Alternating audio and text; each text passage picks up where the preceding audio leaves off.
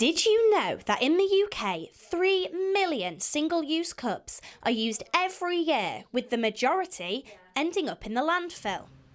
One couple couldn't believe what they were seeing around the city.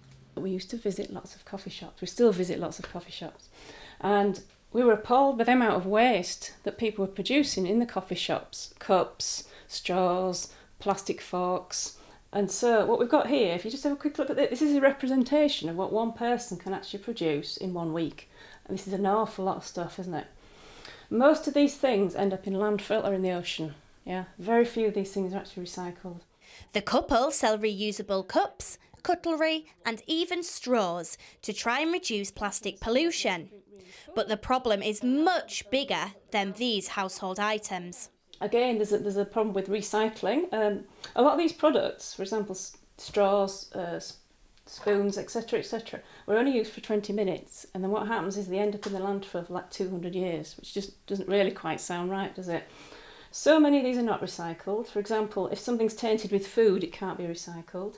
So many end up in the ocean. There's been sort of a big campaign about oceans, which you'll have seen, ocean cleanups. Plastic stays in the ocean forever and ever, to be honest with you. It just breaks down into smaller pieces. The fish eat it, and then we eat the fish. But what can we do to help? Just changing a few habits that people have got. For example, do you remember the plastic bag habit? Everyone said, I can't manage without a plastic bag, what am I going to do?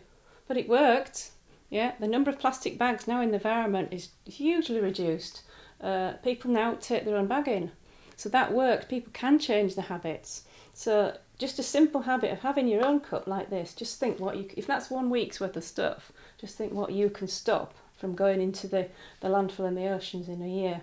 Another person in York with a keen interest in recycling is Rich Hearn, who is part of a recycling social action group.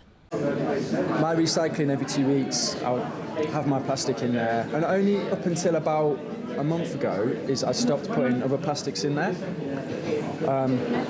I was under the impression at first that any plastic was fine, then I looked at the website, okay, plastic bottles only, then I noticed that all plastic bottles were either like type 1 or type 2 plastic, so I said, can you not just recycle other plastics that are type 1 or type 2, whether that be a tub or something?